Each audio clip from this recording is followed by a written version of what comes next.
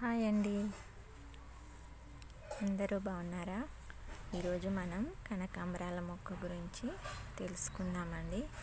కనకాంబరం మొక్క చూడండి ఎంత బాగా పూసిందో.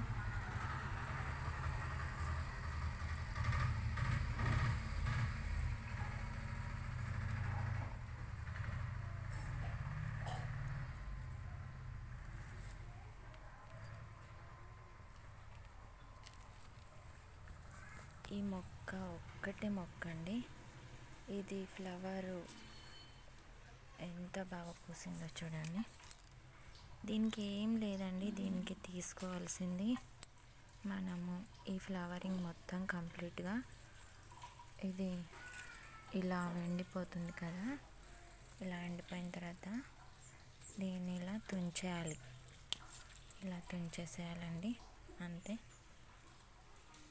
మళ్ళీ కొత్తగా మొగ్గలు వచ్చేస్తాయండి, ఇలా మొగ్గలు వచ్చేస్తాయి, అంతే అండి. డైలీ నైట్ మాత్రం వాటర్ వేసుకోవాలి, 5 o'clock తర్వాత వాటర్ ఇవ్వాలి. ఇది మొక్క మొత్తం ఒకే మొక్క అండి, దీనికి మనం తీసుకోవాల్సినంత జాగ్రత్తలు అంటూ ఏమీ ఉండదు. కాకపోతే పువ్వులు బాగా పూయడానికి మాత్రం ఇలాంటివి వడలిపోయినవన్నీ తీసేసేయాలి.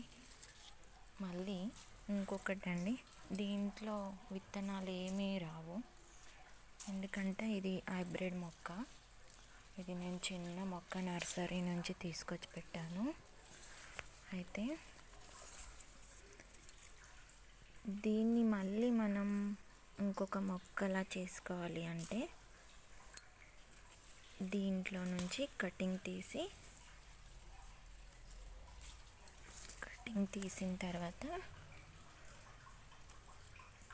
కొంచెం అంత మొక్క కనుపు దగ్గరికి కట్ చేసుకొని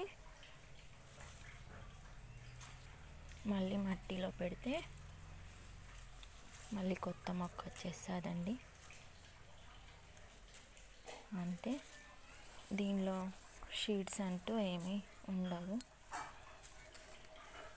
ఇది హైబ్రిడ్ కదా, అందుకే దీంట్లో సీడ్ ఏం రాదు.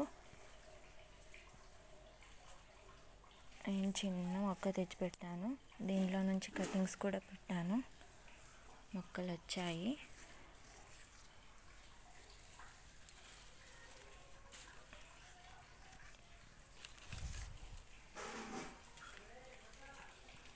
ఎంత బాగా ఫ్లవర్స్ వచ్చాయంటే,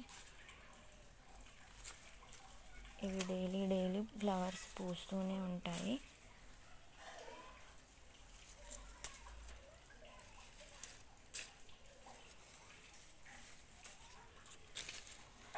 చాలా మంచి ఫ్లవరింగ్ వస్తుందండి. డైలీ పూజకి కావాలంటే ఇలాంటి మొక్క ఒక్కటి పెట్టుకున్నా చాలండి, చాలా ఫ్లవర్స్ వచ్చేస్తాయి.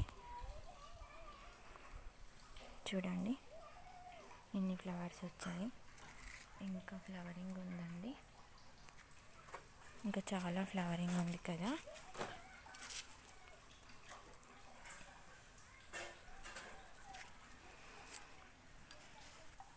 అలాగే ఈ వీడియో నచ్చితే లైక్ చేయండి, షేర్ చేయండి, సబ్స్క్రైబ్ చేయండి.